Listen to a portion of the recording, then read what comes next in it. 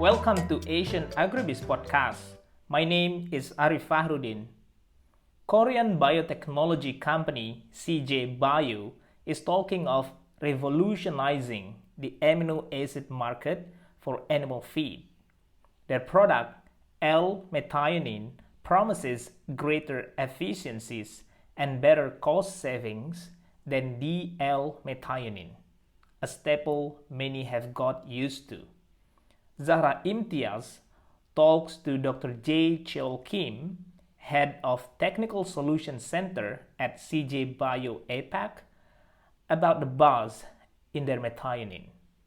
Tune in to listen. Hi, Dr. Cheol Kim. Thank you so much for joining us in this podcast today. To just start off with, can you tell us about your company, CJ Bio, and a brief introduction about yourself? Thank you, Jala, for this opportunity and for the invitation. CJ Cheol is a company started from the food division, but it is expanded to CJ Bio, and then also we are expanding to the white bio and red bio areas as well. And then we have many other divisions like entertainment divisions and etc. And we are actually belong to the CJ Bio, which is the bio technology company based on the fermentation technology, and then producing amino acid and other feed additives. And then I am Cheol Kim, and head of Apex Technical Solution Center, and also leading the headquarter amino acid technical solutions. CJ Bio has a very interesting product that is you sell L-based amino acids rather than DL. For our listeners, can you explain the differences and the advantages of choosing L over DL? Thank you for the question, because this is something that we actually started, promoting quite a long time, like 4 or 5 years now. We launched the world first L Methionine in 2015, and now distributing this product to about 90 different countries. L Methionine is produced by microbial fermentation using raw materials such as low sugars, while DL methionine or methionine hydroxy analog are chemically synthesized using propylene. So DL meth and then MHA contains both D-type methionine and methionine hydroxy analog, and L-type methionine and then methionine hydroxy analog, while L-meth is purely L-form methionine.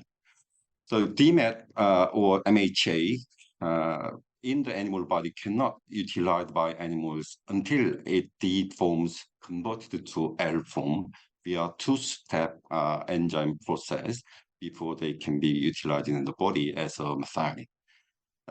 Particularly young animals, the enzymes required for the conversion of DMET or MHA to LMET are not fully developed usually.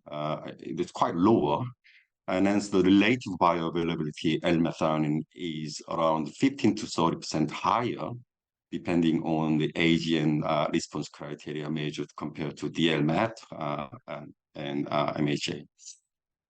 In older animals, the use of LMAT can save energy to convert DMAT to LMAT, and it is also reported that relative bioavailability of L-methionine is even greater than DL-MAT or MHA when animals are under environmental or disease challenges, such as we can find usually in the commercial farm. So collectively, LMAT is a preferred methionine source for the animal industry. And then it is quite well accepted by the customer in Asia Pacific as well. Okay, so basically, L-methionine is like what you're giving directly. You don't. It is easier for the animal to digest and utilize rather than the DL-methionine. But my question is, how come DL has been so popular compared to L? Yeah, that's the something we have to think about because LMAT is only available from 2015. Before that, most of the nutrition studies actually use the DL map to determine the methionine requirement of the different animals in different phases.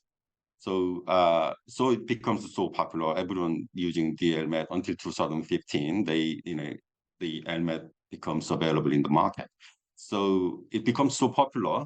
But even though we actually pushed a lot to the market that LMAT is more bioavailable than DLMAT, because it's so used to using DLMAT in the feed formulation, everyone's still using DLMAT. But once the customers start realizing that LMAT is more bioavailable, and then it is working great in the commercial condition, our customers are actually increasing and expanding. What are the challenges though into incorporating LMET if you are a user of DL? Do you have to change formulation, or is it an extra added cost? Yeah, current methionine requirement in all of the nutrition tablets I mentioned before, such as NRC, CBV, or Brazilian tables, whatever that they are using, are determined using DLMAT. So LMAT, as I said before, is more bioavailable. So if you determine the LMAT requirement, the methionine inclusion in the feed should be lower.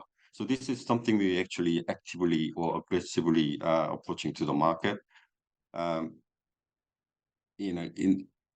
In feed mill point of view, then you have to think about whether they have to reduce the amount of the methionine they including in the feed. So that actually creates a bit of a confusion in the market, and also that actually representing inconvenience using switching from DLMAT to LMAT in feed mill point of view.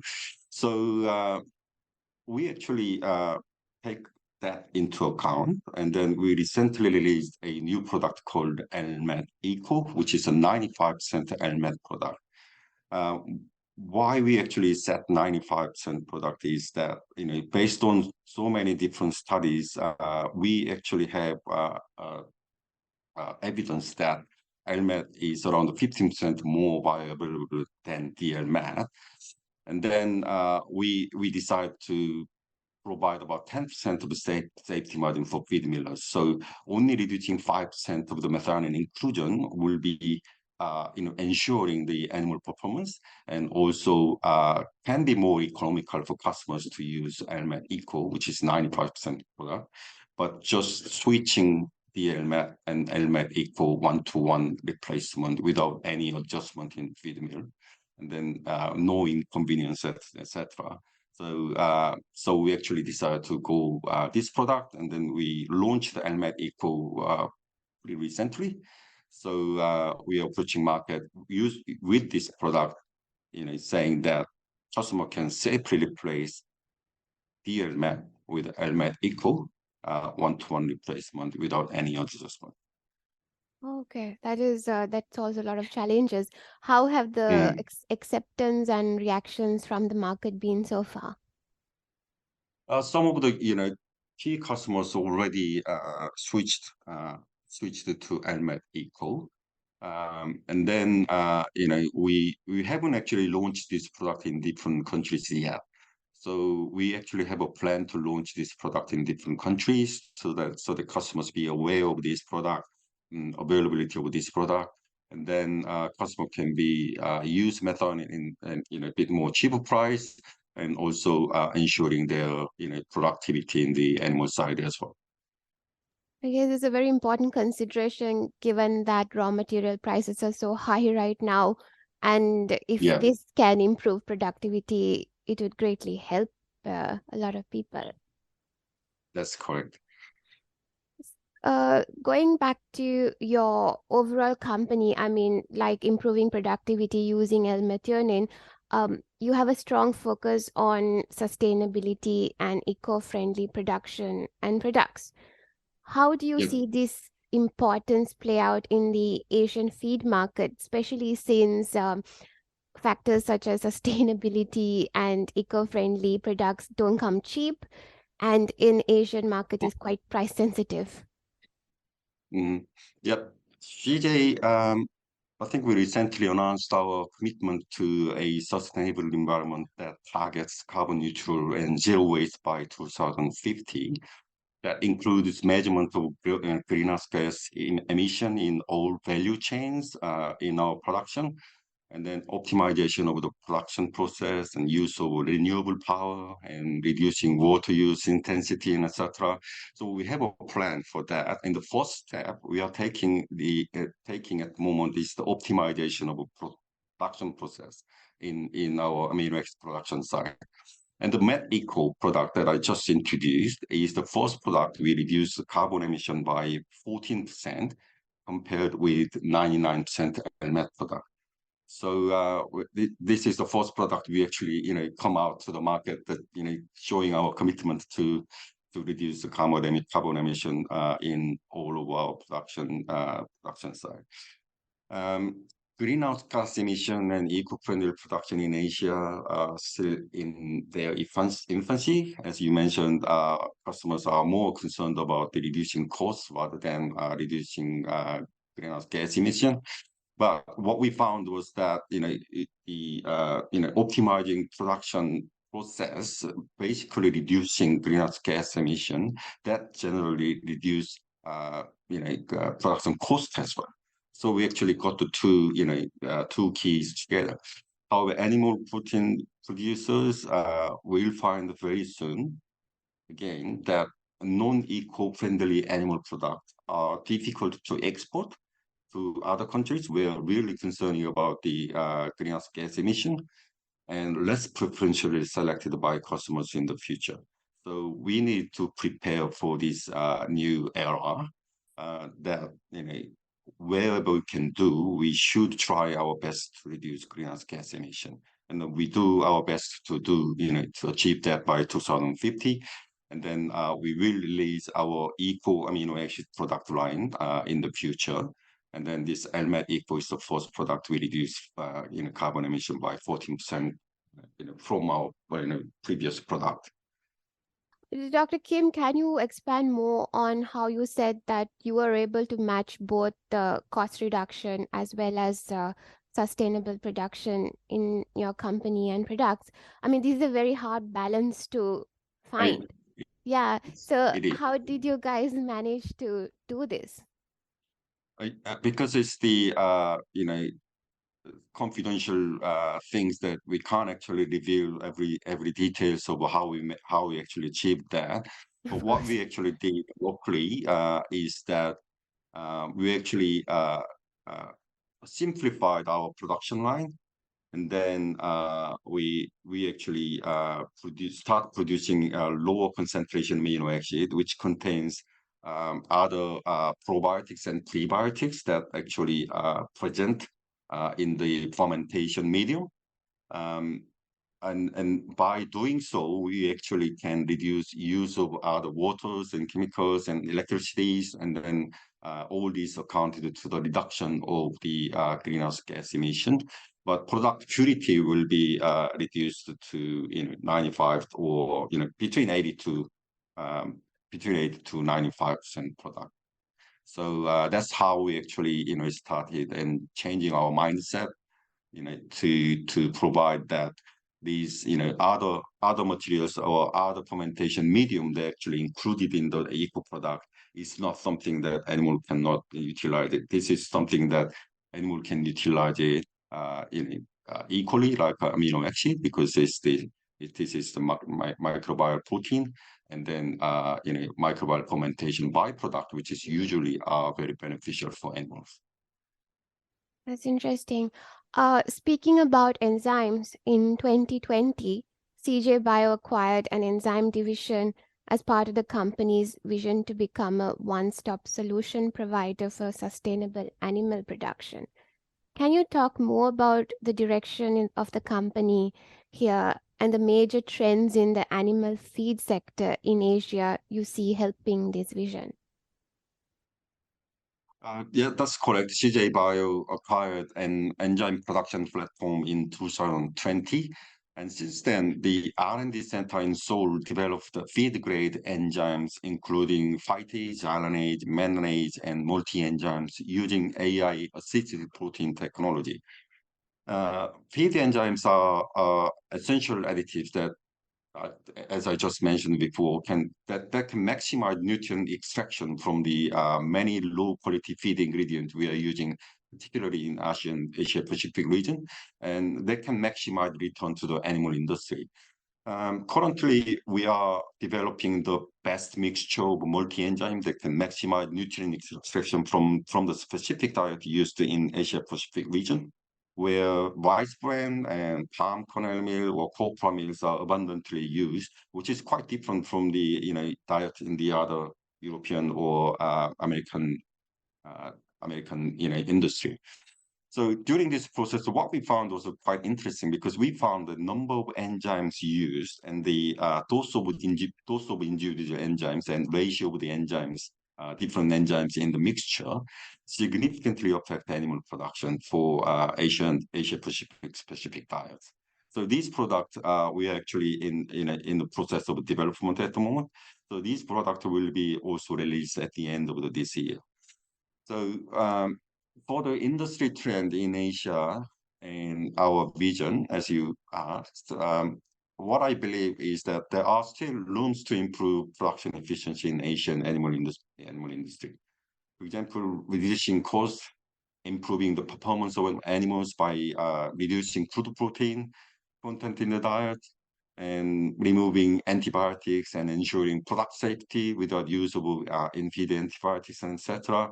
We have so many different areas we can improve, so that we can actually, follow up or, be similar to the major countries that achieving the best efficiency in animal protein production. CJ Bio expand our product portfolio to lead that trend in the animal industry. In our new product development process, we are preparing products that can improve gut health, natural anticoccidials, and then heat stress reducing product, which are major issues that we actually have in Asia Pacific area, that probably reducing production efficiency significantly in here. Interesting. Two things. So given the variety of feed ingredients that Asian animal producers use, I guess enzymes are becoming more important.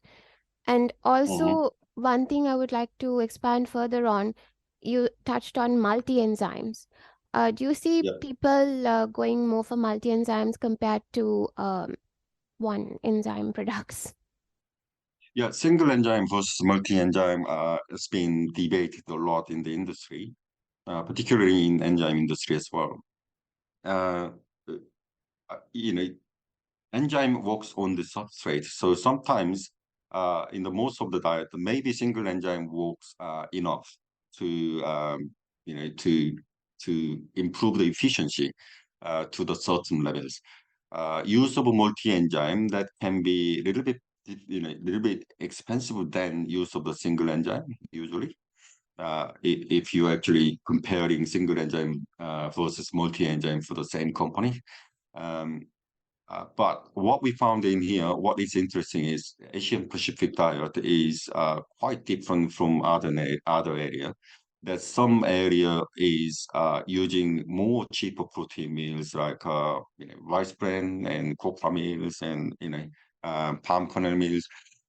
Under that situation, multi-enzymes particularly working better than single enzymes. So for the if you just look at the ingredient composition in Asian Pacific diet, Asia Pacific should go for multi-enzyme than single enzyme. If for the young animal diet, if it's a simple corn soy based diet or wheat soy based diet, then single enzyme may be working. But when you actually going to the grower finisher phases and then start using more of the low quality protein meals with a lot of different substrate of the fiber, then multi-enzyme start working much better than use of the single enzyme. So if I look at these, different countries like Vietnam and Philippines and in the India and the surrounding area, they actually prefer multi-enzyme, while other countries, some other countries prefer use of the single enzyme. Oh, that's very interesting. Um, Talking to you, I realized that the company has done a lot of R&D this year, the last few years, and you have a lot Yeah. of products lined up to release. So, how important is investing in R&D when it comes to achieving your overall vision? And how do you choose the biotechnology that can be both effective as well as cost efficient for your clients? Yeah. I strongly agree that investing in R&D is pivotal to reading the market trend and also vision as well, as I mentioned before. We have a state-of-art R&D facility in Seoul where around 1,000 researchers diligently working on improving current product and developing new product, as I mentioned before, and then searching for the best application technology for our product as well. So R&D is not just developing new product. We also want to let customers know how best they can apply our technology into their feed formulation. So these all, R&D facility plus R&D effort we made. I'm pretty sure it can read the market trend, and then we are very aggressively expanding our product portfolio. And then for selecting of that, what methodology we are using is we're basically using AI-assisted big data analysis, and then AI-assisted protein technology, and then a product development process, which is much more efficient way than using the old method of the manual. And through the expansion of our portfolio, I believe CJ Bio will live on as a total solution provider for Asian animal industry. I think we should get paid for all the effort we made, and then all the money and infrastructure we actually poured into for this R&D effort in here. Thanks, that's interesting. And just finally, you are a South Korean company, so an Asian company, so you can read your region very well, having operating in it. Can you explain how do you balance the AI model of driving innovation and trends to like having presence on the grassroots and talking to your customers? Like, how do you take both data and Yeah, then prioritize? Like, is yeah. it more AI? Yeah, think it is a very, very important question, and thanks for asking that question. Um, we do not start from our technology. We using that AI assisted technology, but we're not actually starting from there. We're starting from the customer side. We're starting from customer and then field condition and commercial production system. What is the problem our customers actually facing at the moment? For example, the temperatures keep rising, and then heat stress actually reducing a lot of production efficiency. And then we start from the problems in the customer side, and then we come back to the AI assisted technology we are using at the moment to develop what product can actually solve that problem. So the finally selected product we actually develop and are producing in here is going back to the customers with the application methodology or application technology as well. And therefore, we're actually trying to solve the customer problems, not trying to develop a new fancy product based on AI assisted R&D here. Okay. Thank you so much, Dr. Kim, for explaining that. It's always customer first. And Yep. thanks a lot for coming on to our podcast. It was very interesting and eye-opening to discuss how CJ's journey has been and the future ahead. Thank you. Thank you very much for invitation and this opportunity. And then I thoroughly enjoyed the interview with you. Thank you. Thank you.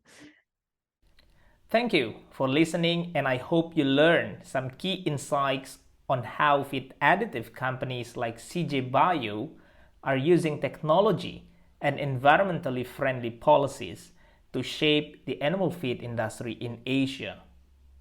Please subscribe to the Asian Agribiz channel on Spotify, Apple Music, or wherever you get your podcasts on. For more information, please visit www.asian-agribiz.com.